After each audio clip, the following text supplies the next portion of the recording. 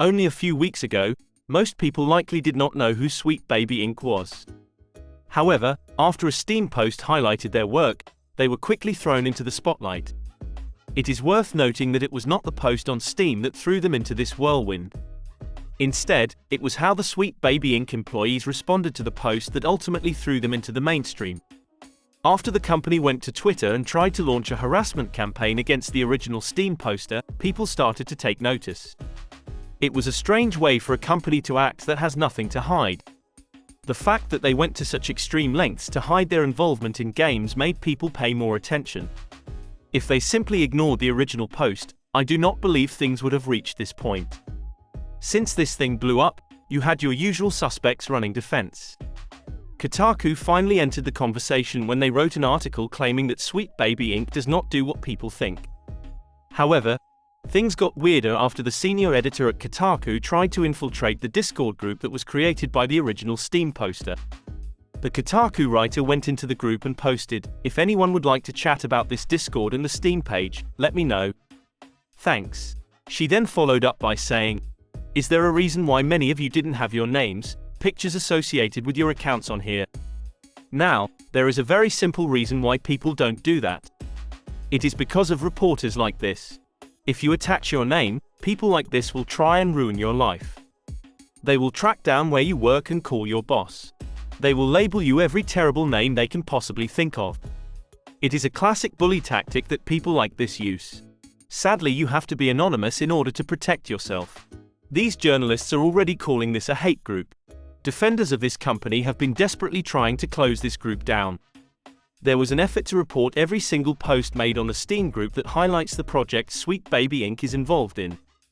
Over 1,000 complaints were filed against the group, and it is clear that this was a coordinated attack.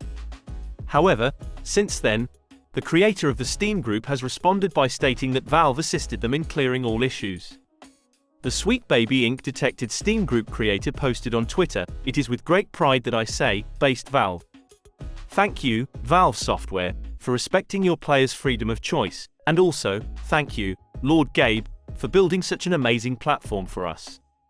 It will come as no surprise when I tell you that Sweet Baby Inc. is exactly what you thought they were."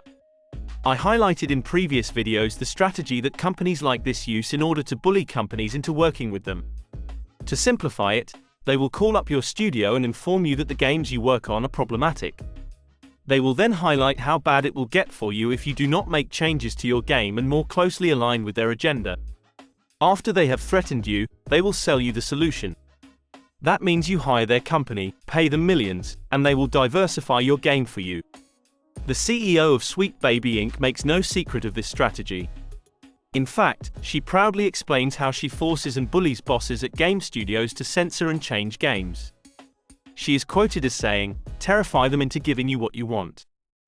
If you're a creative working in AAA, which I did for many, many years, put this stuff up to your higher-ups, and if they don't see the value in what you're asking for when you ask for consultants, when you ask for research, go have a coffee with your marketing team and just terrify them with the possibility of what's going to happen if they don't give you what you want.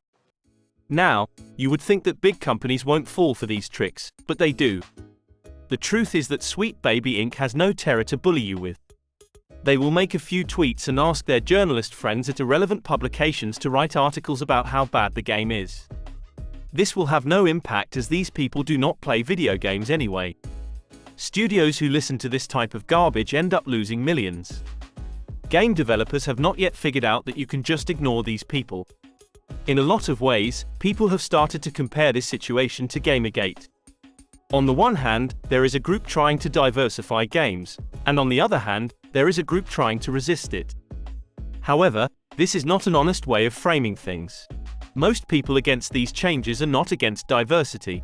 I hope that people will agree that simply having diverse or gay characters in a video game does not make it woke. Politics in video games have also existed forever.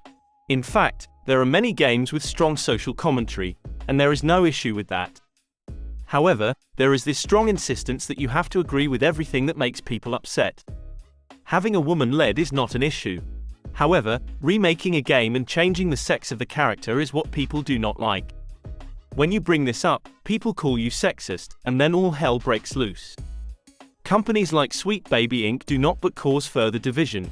They are not pushing for diversity and inclusion. They are forcing their own personal viewpoints off on beloved games. They have the right to believe what they believe. In fact, they can create all the games they want and insert all those beliefs into them. Unfortunately, they know if they do this, no one will play the games, so they bully big studios instead. Hopefully developers will wake up soon.